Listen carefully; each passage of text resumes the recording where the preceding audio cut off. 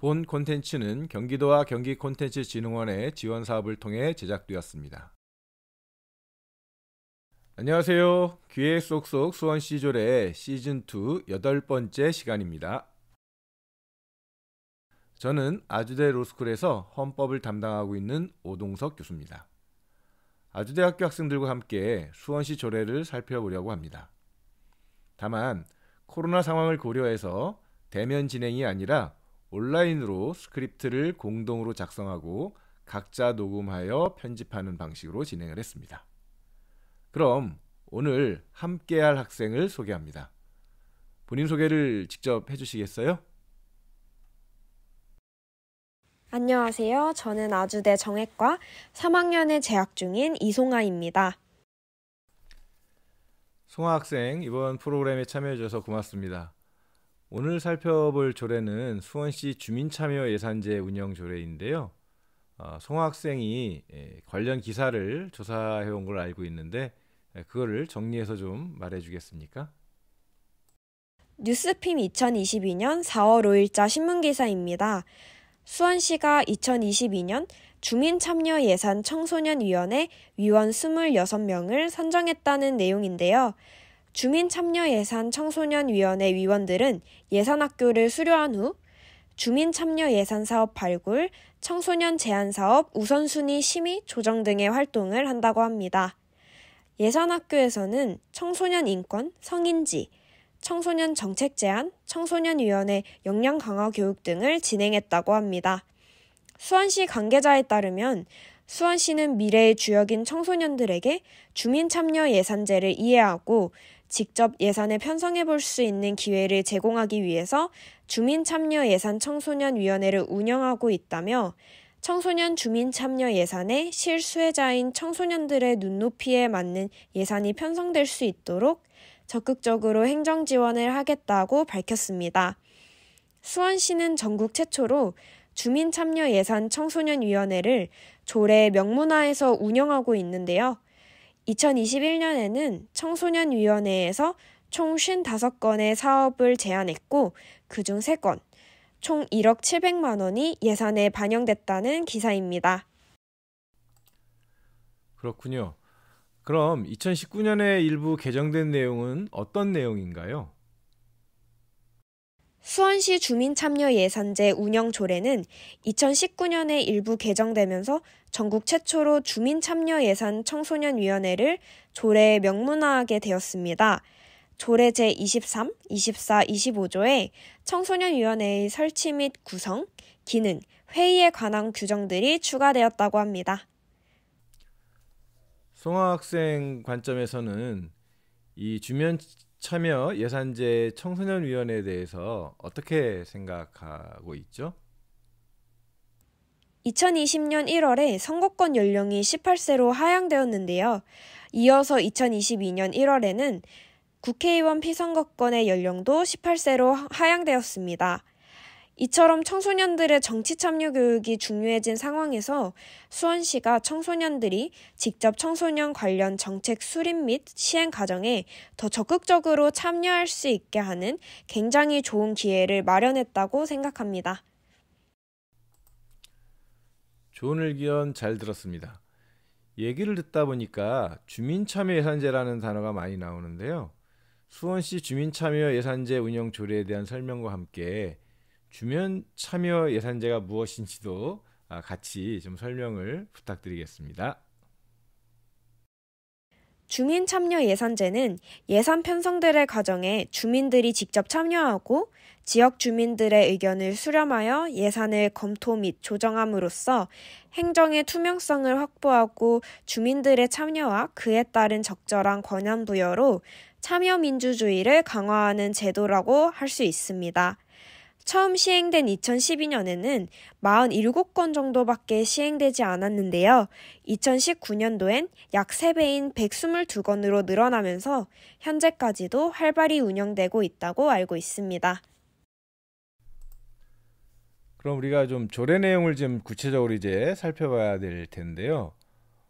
다른 거는 좀 내가 설명을 할 텐데 주민참여예산 청소년위원회에 관련된 조례 내용만 좀 송하 학생이 소개를 해주기를 부탁드리겠습니다. 청소년위원회는 예산 편성 과정에서 청소년들의 의견 수렴, 청소년 관련 사업의 현장 실사, 실효성 검토 및 우선순위 심의 조정 결과위원회 제출, 시에서 진행하는 청소년 사업에 대한 의견 제출 등을 논의합니다. 예, 나머지 조례 내용을 제가 그럼 간단하게 또 살펴보겠습니다. 하나는 주민의 권리인데요. 주민은 누구나 주민참여예산제와 관련된 의견을 제출할 권리가 있습니다. 혹시 이 방송을 들으시는 청취자 여러분들께서는 이러한 사실을 좀 알고 계셨나요? 그리고 시장은 예산 편성에 대한 주민들의 의견 수렴을 위해서 설명회나 공청회 또는 토론회 등을 개최할 수 있습니다. 이건 역시도 주민들이 다양한 의견을 반영할 수 있는 구조입니다. 사실 많은 조례들이 모든 정책에 있어서 시민의 의견을 듣는 이런 여러 가지 내용들을 규정하고 있는데요. 그게 얼마만큼 활발하게 진행되고 있고 또 많은 시민들이 그걸 알고 있고 또 거기에서 자기 의견을 또 얘기하려면 여러 가지 정보가 주어져야 되잖아요. 근데 그러면 그것들을 얼마만큼 많이 알고 있는지 이런 것들이 이제 시민사회가 활성화되고 시민들이 적극적으로 참여하는 데 이제 필요한 내용들일 겁니다. 그래서 사실은 조례에 이런 내용들을 집어넣는 것도 중요하지만 이런 것들이 실제로 활성화할 수 있도록 하는 이런 내용들도 되게 좀 필요할 것 같습니다. 물론 이제 시민들의 적극적인 관심도 필요하겠죠. 또 다른 하나는 예산학교입니다. 앞에서도 이제 그런 얘기가 나왔었는데요. 시장은 위원회의 위원, 그러니까 주민 참여 그 예산과 관련된 위원회 위원이죠. 또 주민 등을 대상으로 예산에 대한 소양을 함양하기 위해서 예산학교를 운영해야 합니다. 사실은 예산을 들여다보기가 되게 쉽지가 않잖아요. 여러 가지 숫자로 되어 있기도 하고 그걸 이해하기가 전문가 아니면 이제 어렵기 때문에 이렇게 시장은 이제 시민들이 그것들을 충분히 알 수 있게 하는 이제 그런 학교란 이름을 이렇게 가지고 여러 가지 교육을 실시하도록 이렇게 조례가 규정을 하고 있습니다. 주민참여예산제에 대한 더 많은 정보와 자료는 수원시의 홈페이지에 있는데요. 관심 있는 분들은 한번 살펴봐 보시면 이제 좋을 것 같습니다. 제가 살펴본 내용을 좀 간단하게 앞에 말씀드린 내용하고 좀 중복될 수 있지만 복습하는 의미에서 다시 한번 좀 말씀을 드리도록 하겠습니다. 주민참여예산제는 예산 편성과 같이 예산을 이렇게 만드는 과정에 주민이 직접 참여해서 지역에 필요한 예산에 대한 주민들의 의견을 수렴하고 또 주민들이 그것을 검토하고 또 조정을 해내는 거죠. 사실은 그냥 들여다보는 것만으로는 예산 참여라고 하는 것을 제대로 했다고 얘기할 수가 없는 것이겠고요. 실질적으로 예산의 이제 개수라고 하죠. 개수. 그러니까 실질적으로 그 내역들을 또는 액수를 조정하는 역할까지도 좀 해야 되는 거죠. 물론 이제 이 범위가 아직은 상당히 제한적이긴 하지만 이제 하나의 이런 실험들을 통해서 앞으로 점차 확장해 가는 것도 한번 고민해 봐야 되지 않을까 싶습니다. 그렇게 함으로써 행정의 투명성을 확보하고 주민들의 참여와 그에 따른 적절한 권한 부여. 그러니까 주민들이 이제 그것 예산에 대해서 잘 알고 또 그런 이제 경험을 계속 쌓게 된다라고 한다면 실질적으로 주민들의 요구에 기초한 예산 배정이 가능해지도록 하는 이런 것들이 이제 이 제도의 의미인 거죠. 사실 그렇게 해야지만 국회도 마찬가지입니다만 이제 지방의회 의원들 같은 경우에 있어서는 뭐 주민들의 의견을 물론 이제 많이 반영을 하겠습니다만 그렇지 못한 경우들도 또한 있는 거잖아요. 이제 그런 의미에서 시민 내 통제, 민주적인 통제의 영역을 확장시켜가고 지방의회가 제대로 일을 할 수 있도록 하는 그런 의미가 또 여기에 담겨져 있다고 볼 수 있을 것 같습니다. 그렇게 함으로써 이제 궁극적으로는 참여민주주의를 강화하는 것이겠고요. 또 풀뿌리 민주주의라고 하는 지방자치에서 이런 참여민주주의가 정착되어 간다라고 한다면 제 생각에는 중앙정부 차원에서도 이런 제도를 좀 활용함으로써 적절하게 이 대민주주의 제도에 대해서 직접민주적인 요소를 통해서 견제하고 균형을 이루는 이런 제도로 자리를 잡지 않을까 이렇게 생각을 합니다. 수원시는 2009년 8월 7일 날 주민참여예산제 운영 조례를 제정을 했고요.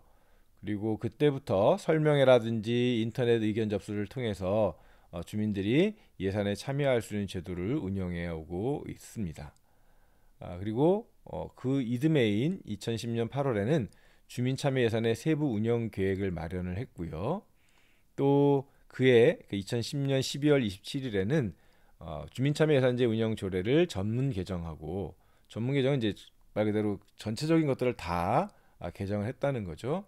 그래서 주민참여 예산을 제도화하는 이제 시행 근거를 명확하게 마련을 했다고 합니다. 그러니까 그전에는 설명회라든지 인터넷 의견 접수 같이 상당히 제한적으로 국민들에게 정보를 제공하는 것에 머물러 있었다라고 한다면, 여기에서는 이제 참여 예산에 직접 관여를 하는 이런 것들을 이제 제도화하는 제도를 마련했다라고 말씀드릴 수 있겠고요.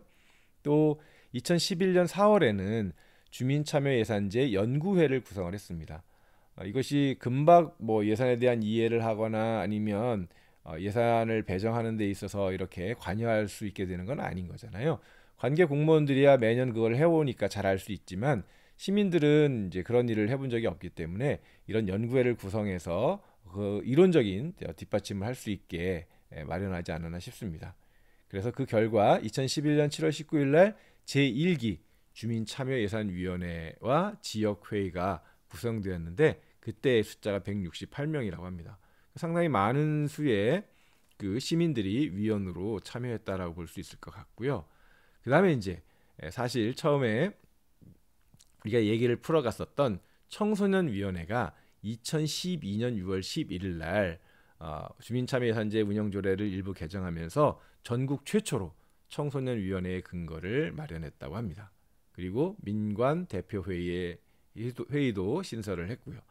그러니까 주민참여예산제에서 청소년위원회가 법적인 근거로부터 따지게 되면 2022년이 이제 10년째가 되는 해인 거네요. 아마도 이런 것들은 이제 10년의 어떤 성과들에 대한 평가도 해보고, 또 앞으로 어떤 제도적인 개선이 필요한지에 대한 고민도 해보면 되게 좋지 않을까 싶습니다. 그리고 2013년에는 심사의 공정성 확보를 위해서 심사 회피제, 이해관계가 있는 영역에 있어서 이제 위원이 회피할 수 있도록 하는 이런 내용들을 또 보완을 해가면서 공정하게 운영될 수 있도록 하는 이런 내용들도 또 추가가 되었습니다.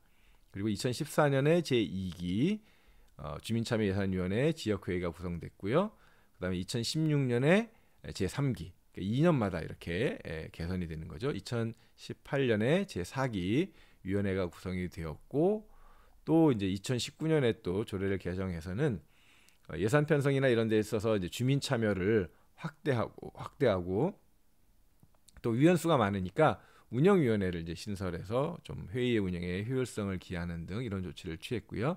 2020년에 제5기, 2022년 1월 달에 제6기가 지금 이제 출범을 해서 활동하고 있는 것으로 이렇게 홈페이지에 나타나 있습니다.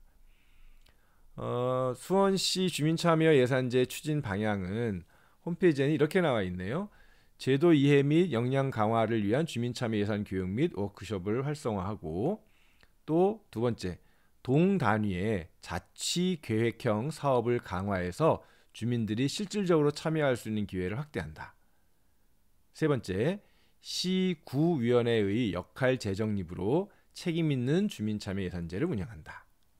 네 번째, 주민이 예산 전 과정에 참여하고 그 자율성을 보장함으로써 주민참여 예산기구의 운영을 내실화 한다. 마지막 다섯 번째는 미래 세대, 우리가 처음에 얘기를 풀어갔었던 청소년위원회와 관련된 것인데요. 미래 세대가 시정에 참여할 수 있는 연습, 훈련을 어렸을 때부터 하기 위해서 주민참여예산 청소년위원회를 운영하는 것을 추진 방향으로 잡고 있습니다. 그러면 좀 궁금한 것이, 이 주민참여 예산이 처음부터 전면적으로 실시되는 것이 아니라고 한다면 대상이 되는 이제 사업들이 이제 있을 것 같습니다. 이제 그 사업에 대한 내용이 홈페이지에 나와 있는데요. 네 가지로 설명을 하고 있습니다. 첫째는 다수 주민에게 혜택이 돌아가는 공공성 있는 사업이어야 된다. 이제 그게 이제 하나의 공통적인 요소이겠고요. 그리고 이제 세 가지를 추가적으로 이렇게 규정을 하고 있는데, 하나는 생활 주변의 불편 사항의 해소를 위한 주민 밀접 소규모 사업. 그러니까 일종의 고충 처리 같은 거겠죠. 시민들이 생활하면서부터 불편 사항을 해소하기 위해서 예산을 확보하고 그것들을 개선해 나가는 사업들. 두 번째는 지역 주민의 복지 증진과 삶의 질을 향상하기 위한 사업들. 삶의 질은 상당히 이제 중요한 거죠. 양적인 성장 말고도 그 질적인 것들을 뒷받침하기 위해서는 주민들의 의견을 수렴해서 수요에 응하는 이런 이제 사업들이 매우 중요하기 때문에 이런 내용으로 그 대상 사업을 삼았다고 볼 수 있겠고요.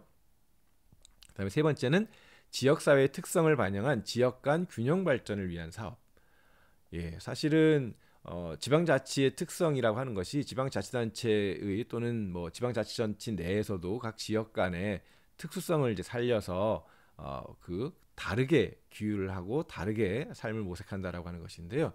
자칫 잘못하면 이제 기존에 있었던 어떤 차이에 의해서 불균형 내지는 불평등이 발생할 수 있기 때문에 항상 지방자치의 측면에 있어서는 그 특수성이라든가 아니면 자율성을 보장하면서도 그 어떤 불균형, 불평등이 발생할 수 있도록 그것들을 조정하는 이런 그 제도들이 뭐 그 재정적인 측면에서도 그렇고 다양하게 필요한데요. 그런 것들이 이제 가능하도록 하는 이제 이런 내용들을 주민 참여 예산의 대표적인 그런 대상 사업으로 이렇게 되어 있습니다.